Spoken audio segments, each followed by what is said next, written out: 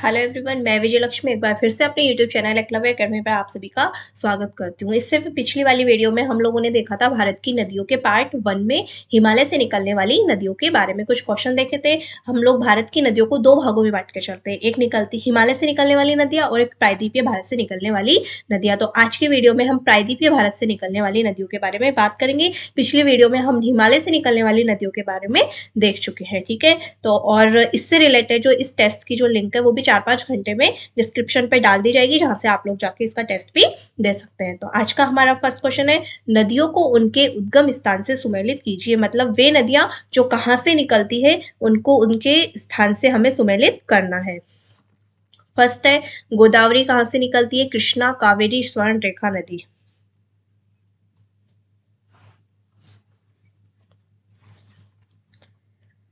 तो जो गोदावरी नदी है वो त्र्यंबकेश्वर पश्चिमी घाट से निकलती है, जिसे हम वृद्ध गंगा के नाम से भी जानते हैं। और गोदावरी प्रायद्वीपीय भारत की सबसे लंबी नदी है। ये निकलती कहाँ से? त्र्यंबकेश्वर पश्चिमी घाट से निकलती है और बंगाल की खाड़ी में जाकर मिल जाती है। इसके बाद सेकंड है कृष्णा नदी, जो कि महाबलेश्वर महाराष्ट्र से निकल के बंगाल की खाड़ी में जाती है। कावेरी जो नदी है ये ब्रह्मगिरी कर्नाटक से निकलती है। ब्रह्मगिरी कर्नाटक मतलब ब्रह्मगिरी की पहाड़ी कर्नाटक से निकलकर बंगाल की खाड़ी में जाकर गिर जाती है। और स्वर्ण रेखा जो नदी है ये रांची झारखंड से ही निकलती है। कावेरी नदी को हम लोग पवित्रता के कारण दक्षिणी भारत की गंगा के नाम से भी जानते हैं, ठीक है। नेक्स्ट क्वेश्चन, उड़ीसा का शोक किस नदी को कहा जाता है? उड़ीसा का शोक हम किस नदी को कहते हैं? ह्यांगो को, दामोदर को, कोसी को या महानदी को? तो इसका राइट आंसर है उड़ीसा का शोक हम महानदी को कहते हैं। ह्यांगो नदी को तो चीन का शोक कहा जाता है, दामोदर नदी को बंगाल का शोक कहा जाता है और कोसी बिहार का शोक कहलाने वाली नदी है, क्योंकि ये अपना कुछ ज्यादा ही मार्ग परिवर्तित करती है, इसलिए कोसी नदी को बिहार का शोक कहते हैं। नेक्स्ट क्वेश्चन, भूमि बंधित नदी है। भूमि बंधित नदी है स्वर्ण रेखा, लूनी, नर्मदा या घग्गर? तो इसका राइट आंसर है लूनी नदी। भूमि बंधित नदी कौन सी है? लूनी नदी है, जो कि अजमेर से निकलती है और अरब सागर की तरफ जाती है। ये लवणवती नदी है, क्योंकि ये जब नागौर में जाती है तो वहां पर जो चट्टाने हैं उसकी वजह से इसका जो पानी है वो क्या हो जाता है? खारा हो जाता है। इससे पहले इसका पानी मीठा होता है, लेकिन नागौर में जाकर इसका पानी तैथिस सागर के अवशेषों के कारण क्या हो जाता है? खारा हो जाता है। नेक्स्ट, निम्न में से वे दो नदियां बतानी है जो अमरकंटक से निकलती है लेकिन अलग अलग दिशाओं में बहती हैं। मतलब निकलती अमरकंटक से है लेकिन दोनों की दिशाएं क्या होती है? अलग होती है। नर्मदा ताप्ती, नर्मदा सोन, नर्मदा चंबल या नर्मदा नुब्रा? तो इसका राइट आंसर है नर्मदा और सोन। जो नर्मदा नदी है ये छत्तीसगढ़ के पास अमरकंटक से निकलकर भरूच के पास जाकर खंबात की खाड़ी में, जो कि अरब सागर में है, वहां जाकर गिर जाती है। और सोन नदी अमरकंटक से निकलकर गंगा नदी में जाकर मिल जाती है। ये दक्षिणी भारत के जो पठारी भाग है उसको दो भागों में बांटती है नर्मदा नदी। नर्मदा नदी दक्षिणी भारत के पठारी भाग को दो भागों में बांटती है और ये विंध्याचल श्रेणी और सतपुड़ा श्रेणी के बीच में जो भ्रंश घाटी है उसमें बहती है, ठीक है। भ्रंश घाटी में बहने वाली दो ही नदियां हैं, नर्मदा और ताप्ती। तो इसका राइट आंसर हो जाएगा नर्मदा और सोन। पॉइंटर, तो इसका राइट आंसर हो जाएगा सोन नदी।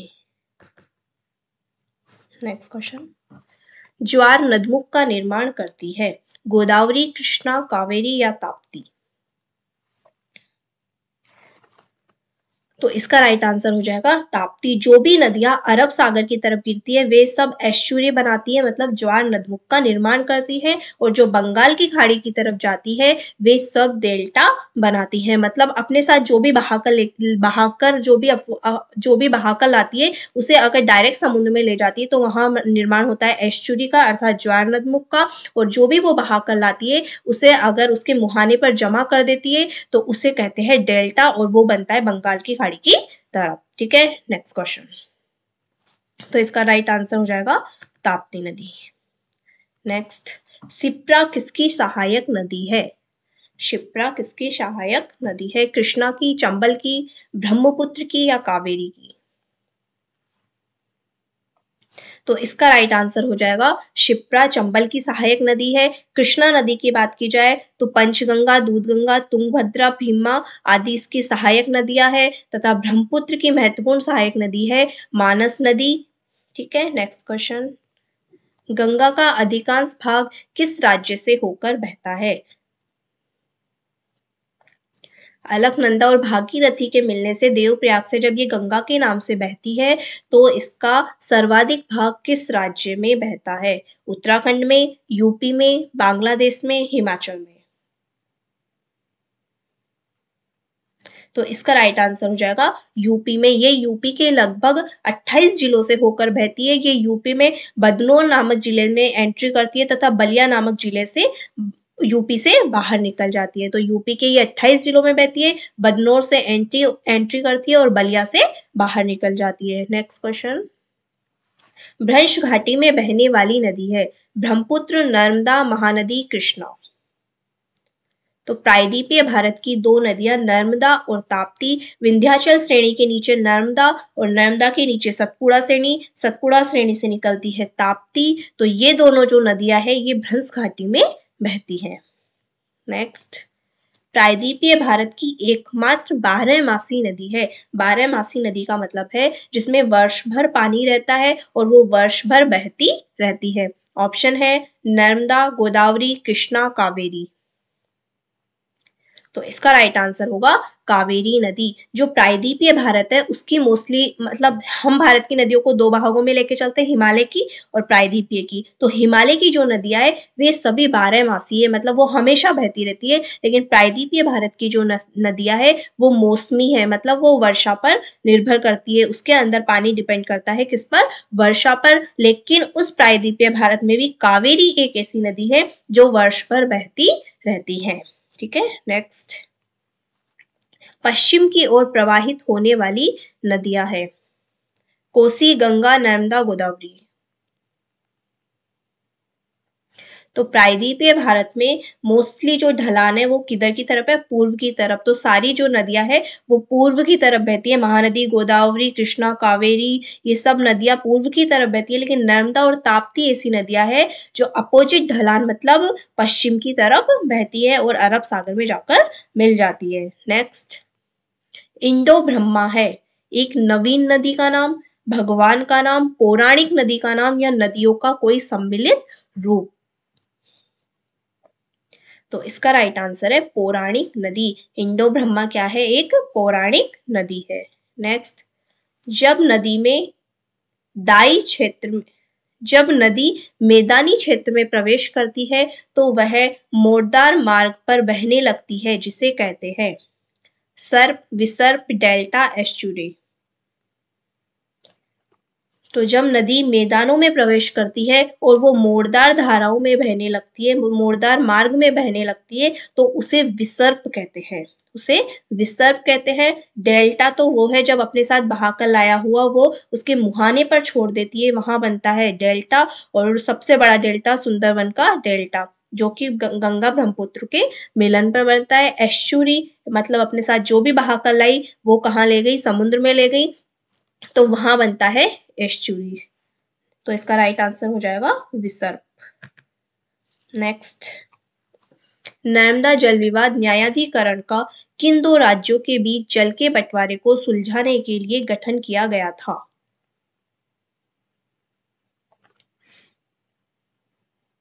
तो इसका राइट आंसर है चारों वाला, गुजरात, महाराष्ट्र, राजस्थान और मध्य प्रदेश। इन चारों इसका आंसर है। और नर्मदा नदी घाटी अर्थात द्रोणी का जो हिस्सा है वो गुजरात, महाराष्ट्र और मध्य प्रदेश तीनों है, उसमें राजस्थान नहीं आता। नर्मदा नदी घाटी या फिर द्रोणी का जो हिस्सा है उसमें राजस्थान नहीं आता, तीनों आते हैं बाकी गुजरात, महाराष्ट्र और मध्य प्रदेश।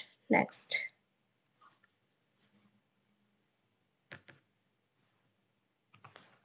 मगर और घड़ियालों का संरक्षण कहाँ किया जाता है? नर्मदा, ताप्ती नदी पर, वेनगंगा, दूधगंगा नदी पर, चंबल, सोन नदी पर, महानदी या ताप्ती नदी पर? तो इसका राइट आंसर है चंबल और सोन नदी पर। मगरमच्छ और घड़ियालों का संरक्षण चंबल और सोन नदी पर किया जाता है। नेक्स्ट, सियाचिन ग्लेशियर के पिघलने से बना पानी किस नदी का स्रोत है? मतलब सियाचिन ग्लेशियर जब पिघलता है तो उसका पानी किस नदी में आता है? ऑप्शन है नुब्रा, सोन, टॉन्स, पुनपुन।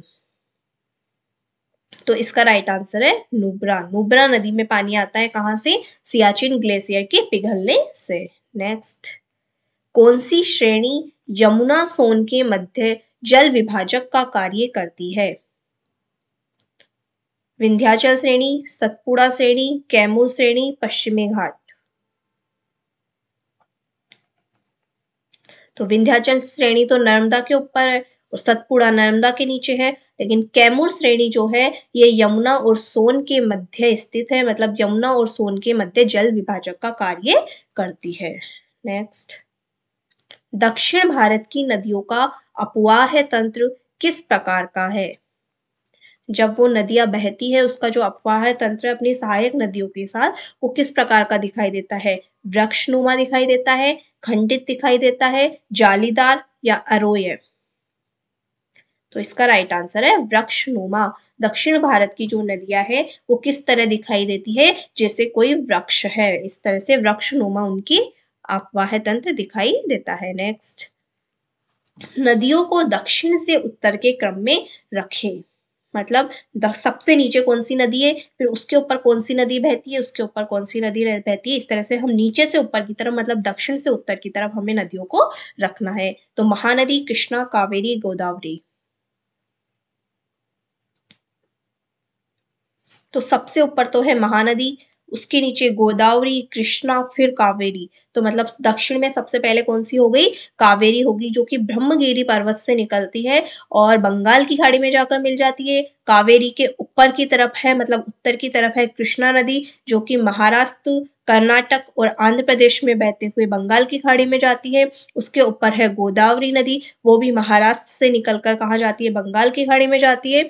और जो महानदी है ये भी छत्तीसगढ़ के रायपुर में सिहावा श्रेणी से निकलती है और बंगाल की खाड़ी में जाकर मिल जाती है। तो इसका राइट आंसर होगा, सबसे पहले नीचे नीचे से स्टार्ट करेंगे हम, कावेरी, कृष्णा, गोदावरी और फिर महानदी। नेक्स्ट, नदियों को उन पर बने जल प्रपातों से सुमेलित कीजिए। मतलब किस नदी पर कौन सा जल प्रपात है उससे हमें सुमेलित इसे करना है। हुंडरू जलप्रपात किस नदी पर है? नियाग्रा, वसुंधरा और जोक। तो जो हुंडरू जलप्रपात है वह स्वर्ण रेखा नदी पर है और जोक जलप्रपात शरावती नदी पर है। नियाग्रा जलप्रपात इंद्रावती नदी पर है। वसुंधरा जलप्रपात अलकनंदा नदी पर है। तो हुंडरू मिलेगा स्वर्ण रेखा से और जोक मिलेगा शरावती से, बाकी नियाग्रा इंद्रावती और वसुंधरा अलकनंदा से। नेक्स्ट क्वेश्चन देखते हैं, निम्न नदियों को उन पर बसे शहरों से सुमेलित कीजिए। कोलकाता किस नदी पर है? इटावा किस नदी पर है? लखनऊ किस नदी पर है? और कानपुर किस नदी पर है? तो जो गंगा नदी है वो पश्चिमी बंगाल में दो धाराओं में बट जाती है, एक कहलाती है पद्मा, एक कहलाती है हुगली। तो जो हुगली नदी है जिसमें दामोदर भी आकर मिलती है, हुगली की सबसे बड़ी सहायक नदी दामोदर उसमें आकर मिलती है, वहीं उस पर क्या बसा हुआ है? कोलकाता बसा हुआ है। तो कोलकाता किस नदी के किनारे हुआ? हुगली नदी के किनारे हुआ, तथा जो उसकी दूसरी धारा है पद्मा उसके किनारे तो क्या है? ढाका बसा हुआ है। ठीक है, इसके बाद बात की जाए कानपुर की, तो कानपुर बसा हुआ है गंगा नदी के किनारे। कन्नौज, कानपुर, प्रयागराज ये सब गंगा नदी के किनारे बसे हुए हैं। बात की जाए लखनऊ की, तो लखनऊ बसा हुआ है गोमती नदी के किनारे और इटावा बसा हुआ है यमुना नदी के किनारे। और जो जौनपुर है वो भी गोमती नदी के किनारे है। गोमती नदी के किनारे लखनऊ हुआ, जौनपुर हुआ, यमुना नदी के किनारे हमने देखा इटावा। इसके अलावा दिल्ली, आगरा भी यमुना नदी के किनारे स्थित है। ठीक है, ये हुए हमारे टोटल आज के प्रायद्वीपीय भारत की नदियों से रिलेटेड कुछ क्वेश्चन। वीडियो पसंद आया तो लाइक करें, शेयर करें।